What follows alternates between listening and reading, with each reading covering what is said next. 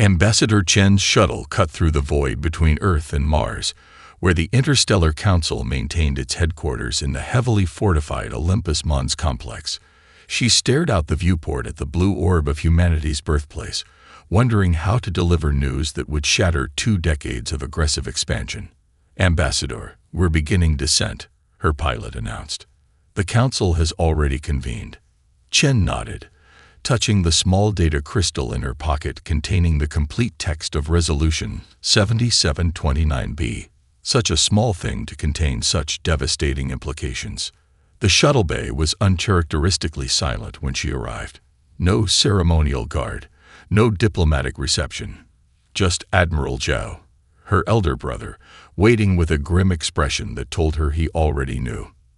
"The feeds are carrying rumors," he said without preamble as they walked briskly through the corridors.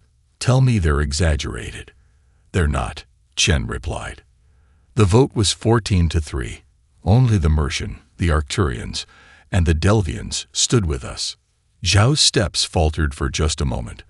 14 species voted to effectively disarm us. They didn't see it as disarmament, Chen explained. They saw it as containment of an evolutionary predator.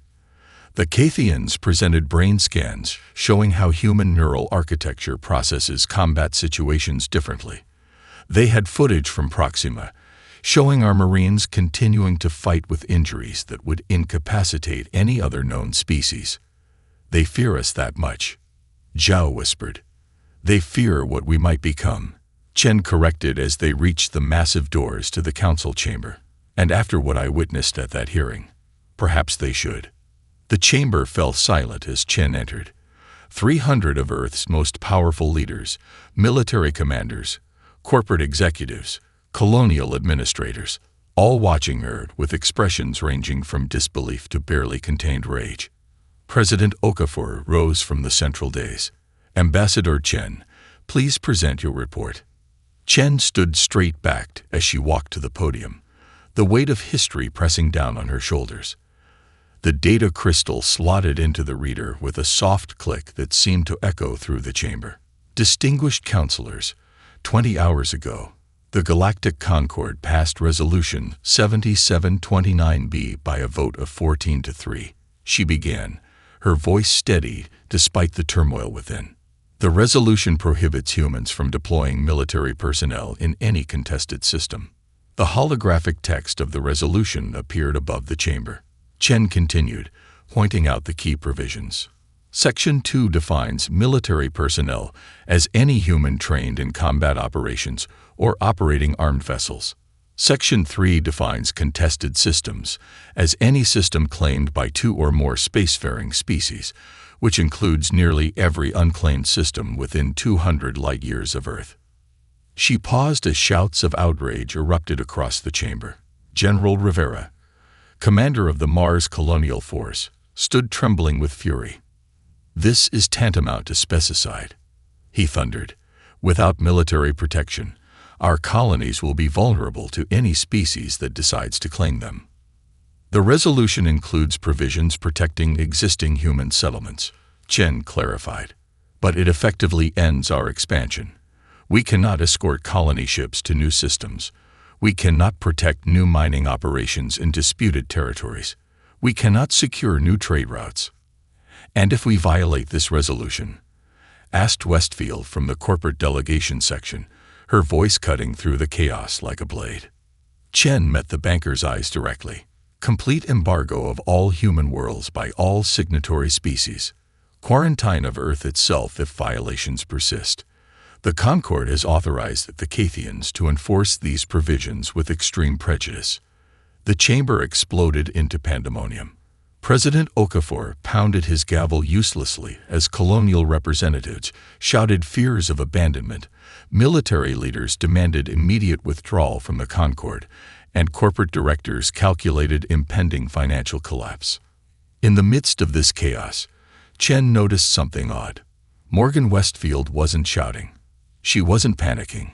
She was thinking, her eyes distant with calculation, fingers tapping a complex rhythm on her armrest as if running invisible numbers.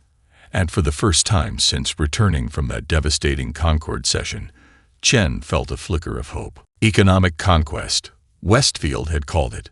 The phrase lingered in the council chamber long after the formal vote approving Project Fiscal Sword. While politicians and military leaders filed out, still buzzing with renewed purpose, Westfield remained seated, reviewing candidate profiles on her neural implant. Admiral Chen approached, studying the banker with newfound interest. "You've given them hope," she said quietly, "but I need to know if it's false hope." Westfield didn't look up from her profiles. "Hope is irrelevant, Admiral. Mathematics isn't. Mathematics won't stand against Cathian warships. Won't it?" Now Westfield met her gaze. The Cathians have 712 military vessels deployed across 83 systems.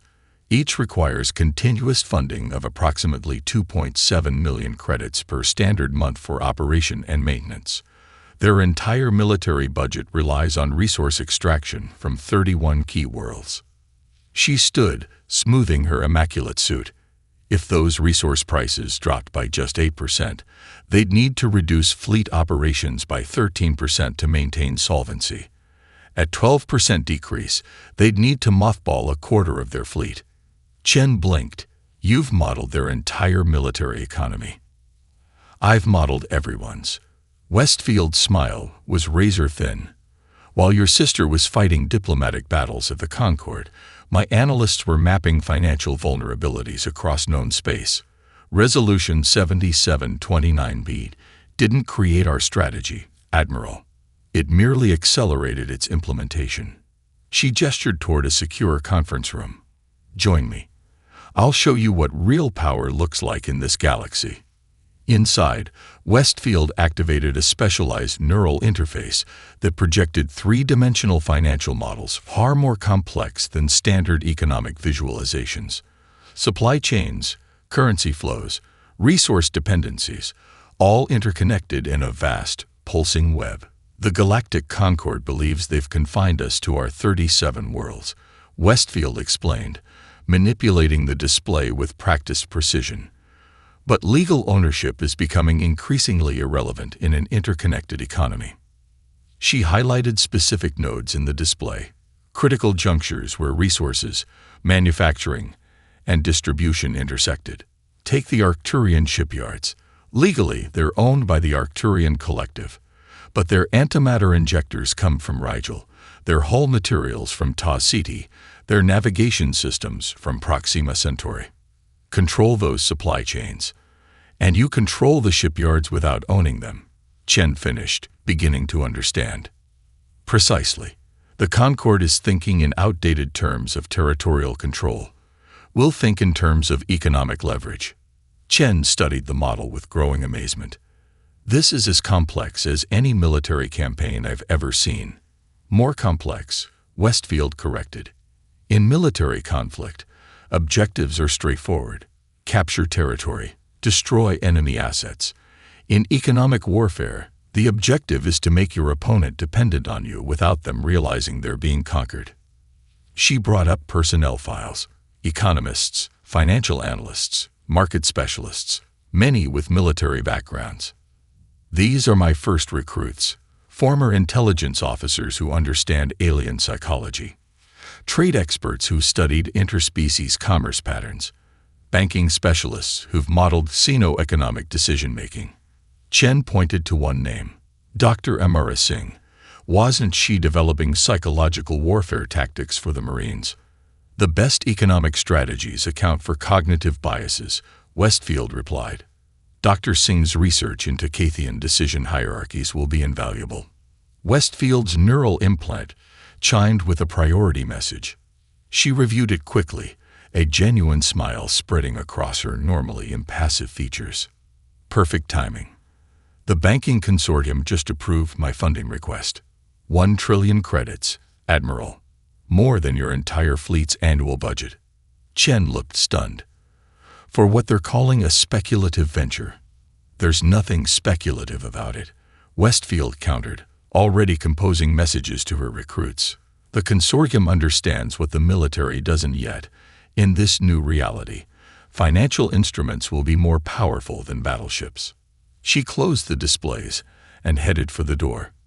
I depart for Nexus Station tomorrow. Project Fiscal Sword begins at dawn. The Cathian financial attaché, Vextor by name, stormed from his meeting with Westfield directly to the Concord security office on level 47 of Nexus Station. His chitinous armor clattered against the reinforced chair as he faced the Concord enforcement officer, a gelatinous Moroxian, who pulsed with bioluminescent patterns, indicating both authority and impatience.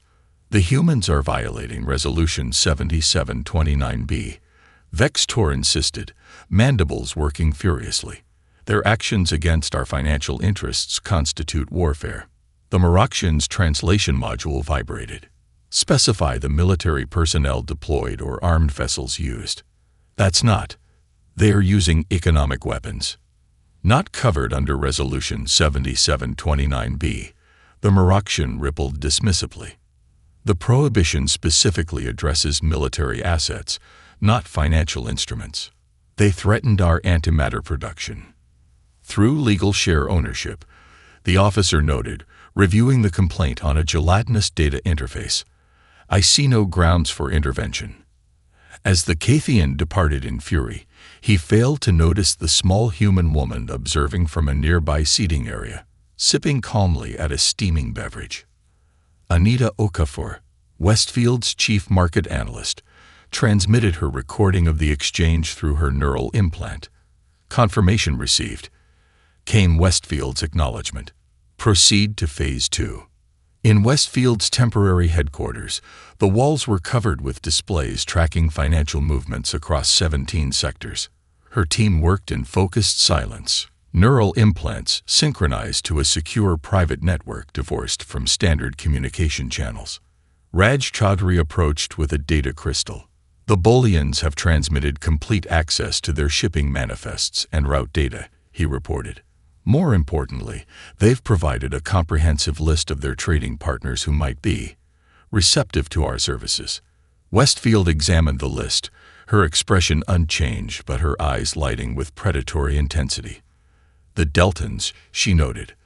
The consortium's intelligence suggests their monarchical system is on the verge of economic collapse. Agricultural system, facing severe crop failures, Chaudhry confirmed. The Cathians have offered emergency loans at 30% interest. Loan sharking, Westfield murmured. Prepare a team. I want our people on Delta Prime within the week. She turned her attention to another display, where a young analyst was modeling complex currency relationships. Dr. Mbeki, status update on the banking contagion algorithm. The economist looked up, dark circles under her eyes indicating sleepless nights.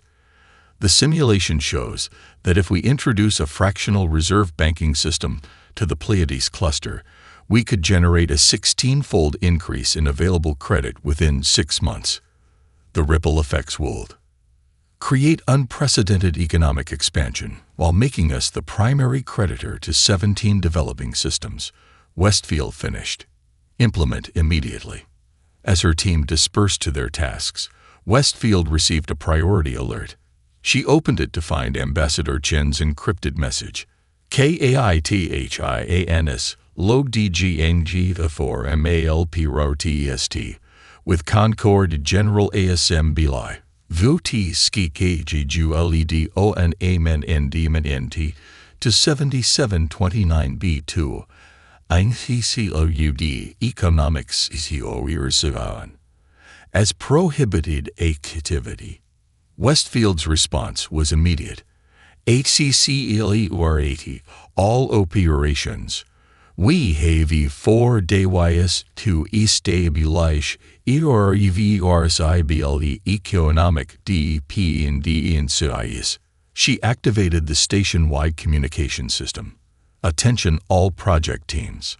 Operational tempo is now at maximum velocity. Implementation deadlines have been moved forward by 72 hours. Around her, human financial specialists immediately intensified their activities. Sleep cycles were canceled. Stimulant dispensers activated. Neural bandwidth expanded to maximum safe capacity. In one corner, a military-trained psychologist began rapidly updating cultural influence models. In another, a former colonial administrator drafted trade agreements with built-in escalation clauses. Near the door, a game theory specialist ran simultaneous simulations of 17 different species' probable reactions to sudden economic pressure. Westfield moved among them like a conductor before an orchestra, adjusting strategies, redirecting resources, fine-tuning approaches based on real-time feedback from deployed teams. This was not the chaotic scramble of a military emergency. This was the precision attack of financial special forces who had trained their entire lives for this moment. The moment when mathematics would prove more powerful than plasma cannons, when algorithms would defeat armadas, when the quiet flow of capital would overcome the thunderous deployment of warships. As Nexus Station's artificial day cycle shifted to night, most species retired to their habitation units. But in the Human Economic Advisory Office, the lights burned without pause. The first real battle for humanity's future had begun, and not a single shot would be fired. It's mimetic warfare. You're not just changing their markets. We're changing how they think, Westfield finished. 3 days later, Westfield stood at the observation deck of Europa Station, watching Earth rotate slowly beneath her. She had returned briefly to address the Interstellar Council in person, a risk given the accelerating operations across dozens of systems, but a necessary one. Her neural implant chimed with an incoming call from Anita Okafor, now stationed on Tarsus IV.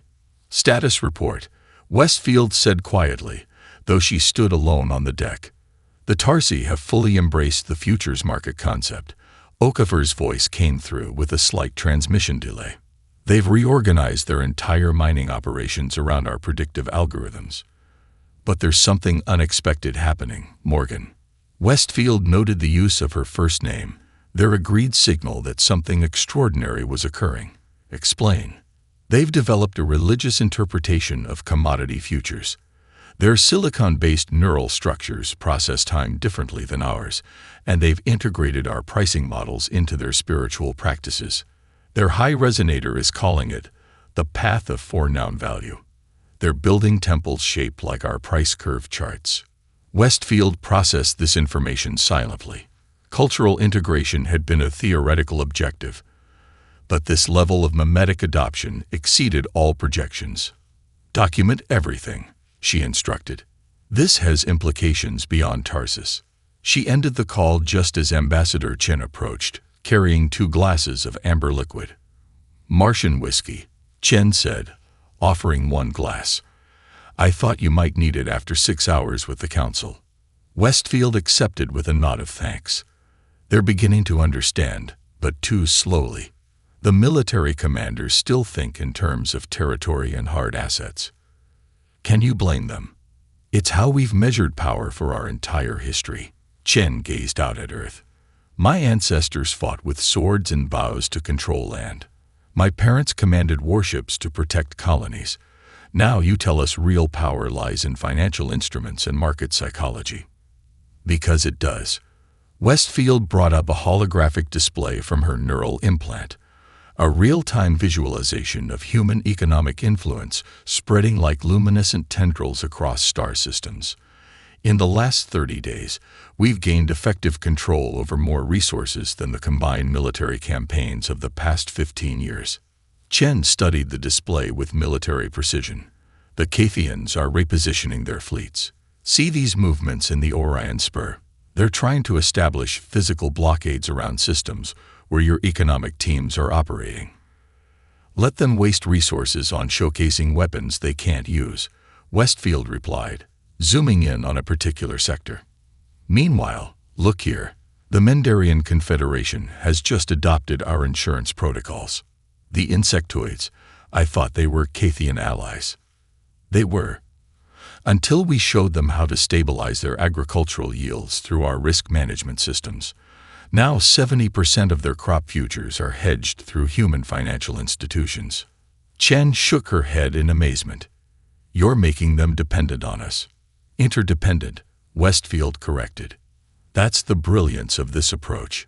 Military conquest creates resistance. Economic integration creates partnership. Her implant chimed again, this time with a priority alert from Rafael Santiago in the Mendarian cluster.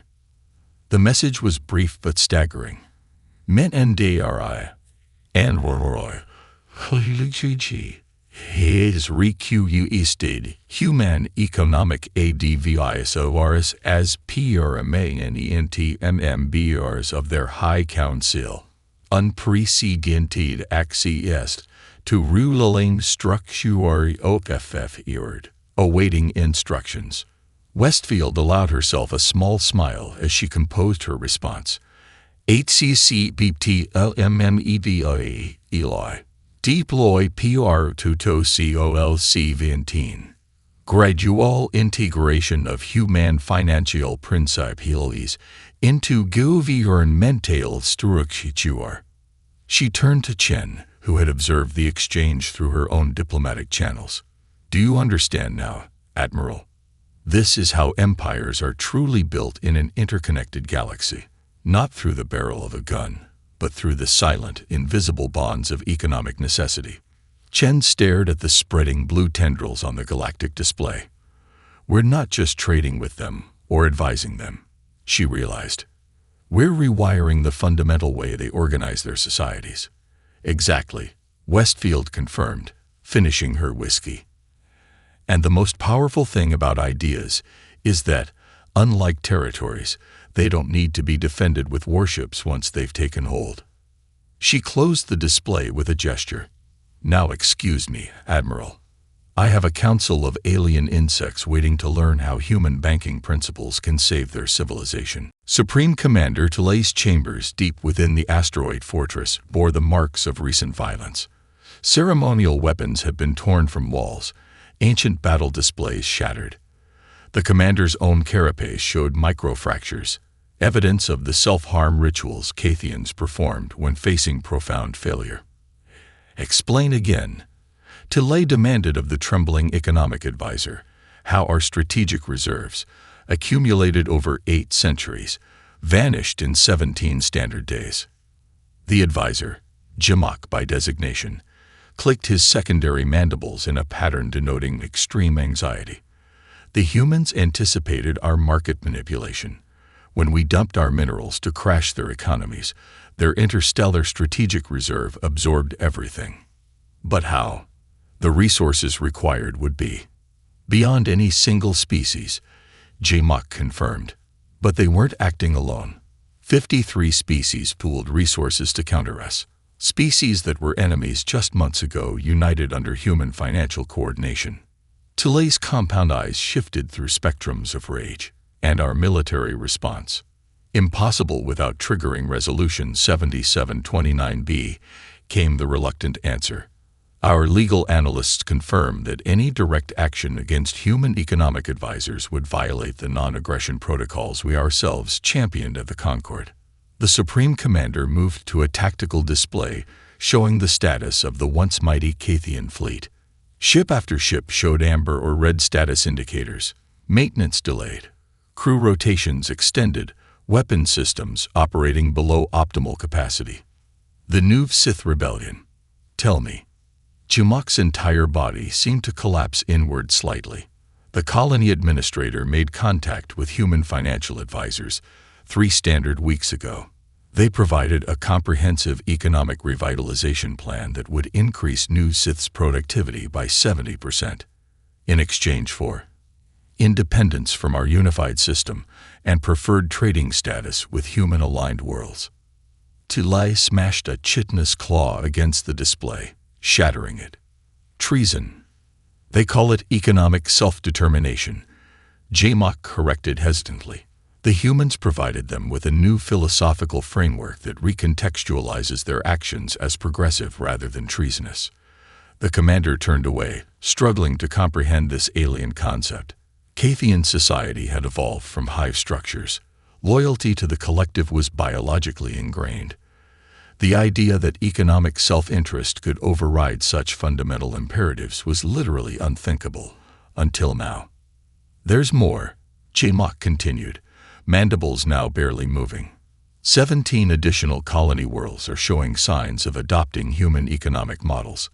Their productivity is increasing at unprecedented rates while their remittances to the homeworld are declining proportionally.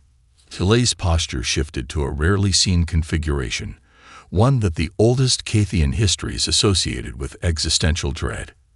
"How do we fight this?" the commander whispered. "How do we combat an invasion that arrives not in warships but in balance sheets? How do we defend against weapons that our people actively embrace?" Aboard the Cathian dreadnought Eternal Dominance, Bridge Commander Kivex received the coded transmission with mounting disbelief. "Confirm these orders," he demanded of his communications officer. "Confirmed, Commander." Authenticated with Supreme Command encryption. Kivex stared at the instructions, his exoskeleton constricting with shock. The fleet was being ordered to stand down from offensive operations. Resource conservation protocols were being implemented across all vessels. Non-essential systems were to be deactivated. In effect, the Cathian Armada, the most feared military force in 3 sectors, was being mothballed. "There is additional context provided," the communications officer added hesitantly. Kivex braced himself. "Proceed." Supreme Command has initiated diplomatic outreach to the Human Economic Delegation on Nexus Station. They are requesting. The officer's mandibles clicked in the Cathian equivalent of a shocked stutter. "Financial advisors to assist in restructuring our military budgeting processes."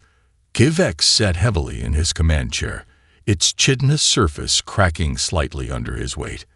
Around him, his bridge crew maintained rigid discipline, but he could sense their confusion, their fear. For 800 years, the Cathian fleet had never retreated from battle. They had faced plasma cannons, antimatter warheads, even dimensional disruptors without wavering. Yet now they were surrendering, not to superior firepower, but to superior financial models. Not to soldiers, but to accountants.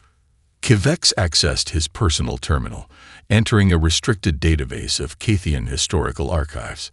He searched for precedents, for guidance from ancestors who might have faced similar challenges. He found nothing. This form of defeat was entirely new, a concept for which his species had no reference points, no cultural framework, no evolutionary preparation. As the mighty engines of the Eternal Dominance powered down to conservation levels, Kivex realized that the humans had accomplished something far more devastating than military conquest. They had introduced the Cathians to obsolescence.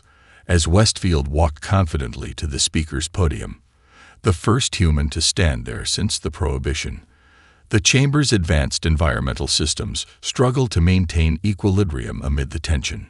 Species with heightened olfactory senses detected stress pheromones from a dozen different biologies. Empathic races reported overwhelming waves of anxiety, curiosity, and in some cases, barely contained rage. In the diplomatic viewing gallery, Ambassador Chen watched with a diplomat's practiced neutrality, though her pulse raced. The fate of humanity in the Galactic Order hung in the balance.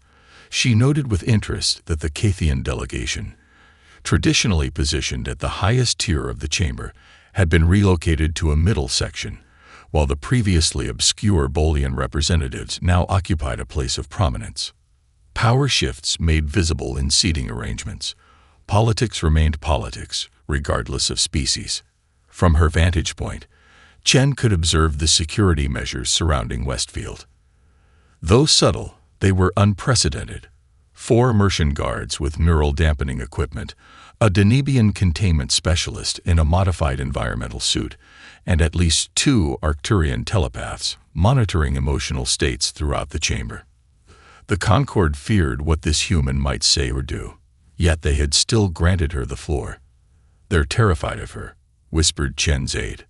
"No," Chen corrected quietly. "They're terrified of what she represents. Economic power that their political systems never evolved to regulate." Below, Commander Ektar approached Westfield before she could begin, his 4 eyes blinking in an unusual pattern. The chamber's translation system rendered his private words audible only to human translators. "You have altered the fundamental balance of this Concord," he said, voice pitched too low for the general audience. "In 18 months, You have achieved what our analysts predicted would take decades through military means. Westfield's reply was equally measured. Perhaps your analysts underestimated the power of mutual self-interest. Perhaps we underestimated humans. XR. Leth's respiratory patterns changed.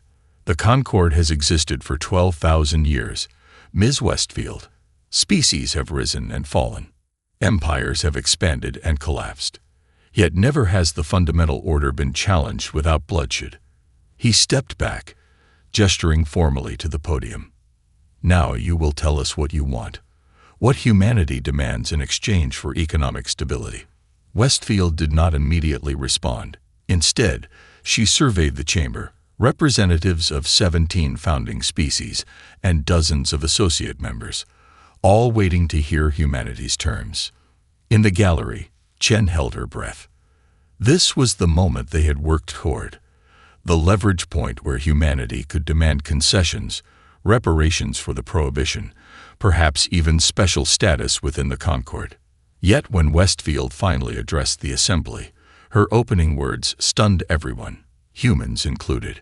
Distinguished representatives, I am not here to present demands. I am here to offer solutions. Murmurs rippled through the chamber as translation systems struggled with the unexpected conciliatory tone. Humanity has demonstrated its economic influence not to threaten this body, but to earn our place within it. Not to dismantle your order, but to enhance it. Chen's aide looked confused. This isn't the leverage play we discussed. She's supposed to be negotiating from strength. Watch, Chen replied, her diplomat's instincts sensing the strategy unfolding. She's playing a longer game. On the chamber floor, Westfield activated the holographic display, but instead of showing human economic dominance, she presented something entirely unexpected. A comprehensive analysis of inefficiencies in the Concorde structure itself. For 12,000 years, this body has maintained peace through military balance, Westfield continued. But military power is a negative-sum game. It consumes resources without creating value. What I am proposing is a transition to a positive-sum paradigm. The chamber fell into a deeper silence as the implications became clear. This was not a human demanding concessions from the existing order. This was a human proposing to transform the order itself. In that moment, Commander XR Leth understood what had truly happened. Resolution 7729B hadn't contained humanity. It had merely redirected their expansionist tendencies from military conquest to something potentially more revolutionary. The revelation wasn't that humans had found a loophole in the Prohibition. The revelation was that the Prohibition itself had been humanity's greatest opportunity, the most powerful force in any galaxy. Westfield's words hung in the chamber as delegates processed the scope of her proposal. She remained at the center of the floor, a small human figure dwarfed by the massive architecture, yet somehow commanding the space through sheer force of intellect. The Cathian delegation was the first to break the stunned silence.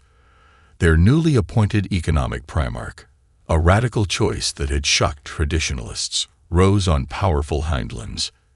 You propose to dismantle 12,000 years of Concorde structure, the Cathian accused, mandibles clicking rapidly, to replace military alliances with economic entanglements. This benefits Earth disproportionately, as you have already positioned yourselves at the center of these new networks.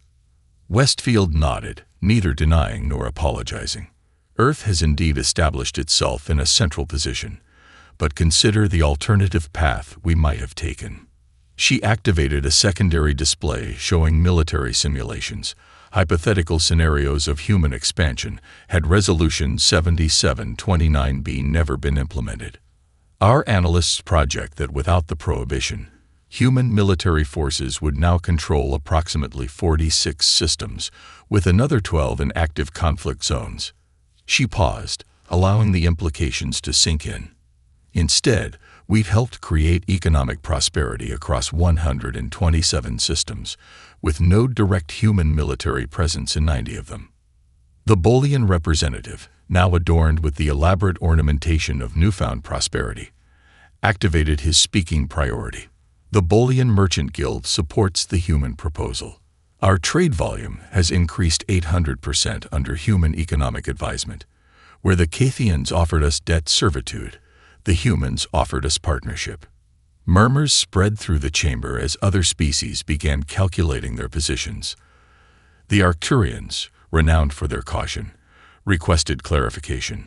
What would prevent Earth from weaponizing this economic integration, from threatening financial collapse to achieve political aims? Westfield had anticipated this question.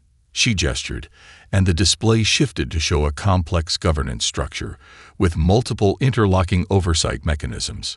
The Galactic Economic Charter would include automatic stabilizers that no single species could override, she explained. Economic aggression would trigger immediate system-wide responses, essentially creating mutual assured economic destruction. No one, including Earth, could weaponize the system without harming themselves equally. She moved to another section of the display, highlighting specific provisions. Additionally, the Charter would establish proportional representation based on economic contribution and population factors, preventing larger economies from dominating smaller ones. The Denibian ambassador pulsed a question through his environmental suit. And Resolution 7729B. Would this supersede the prohibition on human military deployment? Here Westfield surprised everyone again. No, we propose maintaining the prohibition. Shocked reactions rippled through the chamber. Even Ambassador Chen straightened in her observation seat, this detail not having been shared in advance. The prohibition forced humanity to develop non-military means of influence, Westfield continued. It has been beneficial for the galaxy and for Earth. We suggest extending similar constraints to all member species, gradually reducing military expenditures and redirecting resources toward economic development.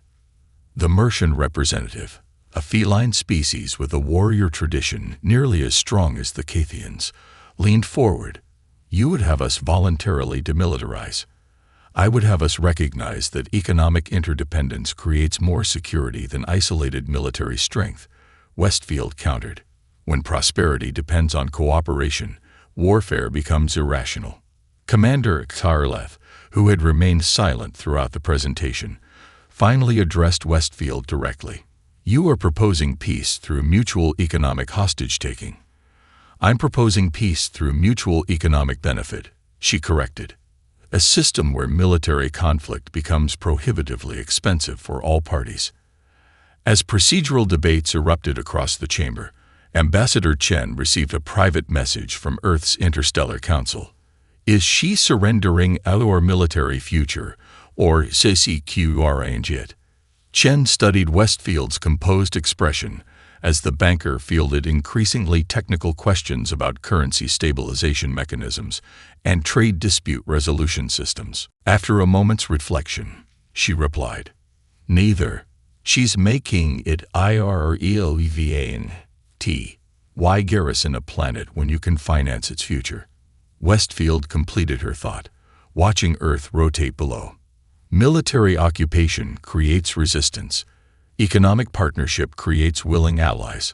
Around them, the signing ceremony continued in carefully choreographed perfection. The Tarsi representatives performed their silicon resonance rituals beside the quantum ink ledger.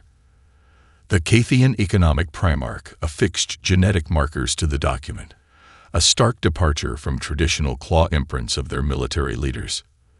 The Bullions conducted elaborate trade blessing ceremonies, sprinkling trace amounts of precious metals over their section of the agreement. Chen observed with a diplomat's eye for detail. You've changed the fundamental nature of power itself, she said, keeping her voice low. Not just for humanity, but for all spacefaring species. I merely accelerated an inevitable evolution, Westfield replied. Military force is ultimately a primitive tool, useful for certain immediate objectives, but unsustainable for long-term prosperity. A soft chime from Westfield's neural implant signaled an incoming priority message. Her eyes lost focus briefly as she processed the information. Then a rare, genuine smile transformed her typically austere features. The last Cathian holdout colony just announced its acceptance of the charter, she informed Chen. Their military governor has resigned. Their financial council is requesting human advisors. Chen raised an eyebrow. The same colony that vowed to maintain Cathian military traditions until the stars burn out. The same. They've calculated that participating in the new economic framework will increase their standard of living by approximately 43% within 5 years. Westfield's smile held a hint of irony. It seems even the most dedicated warriors can be persuaded by compound interest. Below them, in the main ceremonial chamber, President Okafor was delivering Earth's formal address to the gathered representatives. His words echoed through the crystalline structure. Today marks not the ascendance of humanity, but the beginning of a truly cooperative galactic civilization. We bring to this union not demands for dominance, but tools for shared prosperity. Chen watched Westfield's reaction closely. You wrote that speech, didn't you? Parts of it, the banker admitted, though the president improved it considerably. And do you believe it? That this isn't about human dominance? Westfield considered the question with characteristic thoroughness before answering. Dominance is an inefficient organizing principle. It requires constant resource expenditure to maintain control. What we've built is more elegant. A system where every participant's rational self-interest aligns with the system's perpetuation. She gestured toward the galaxy map displayed on a nearby wall, where hundreds of worlds pulsed with the synchronized rhythm of interconnected markets. Look at the trade flows, the investment patterns, the development trajectories. Yes, human financial models are at the core of this new order, but we've designed it to benefit all participants, not just Earth. Chen wasn't entirely convinced, yet we sit at the center of the web. For now, Westfield agreed, but the system is designed to evolve. In time, other species will innovate, contribute new models, perhaps even surpass our methods. The Arcturians already show promising developments in quantum entangled transactions.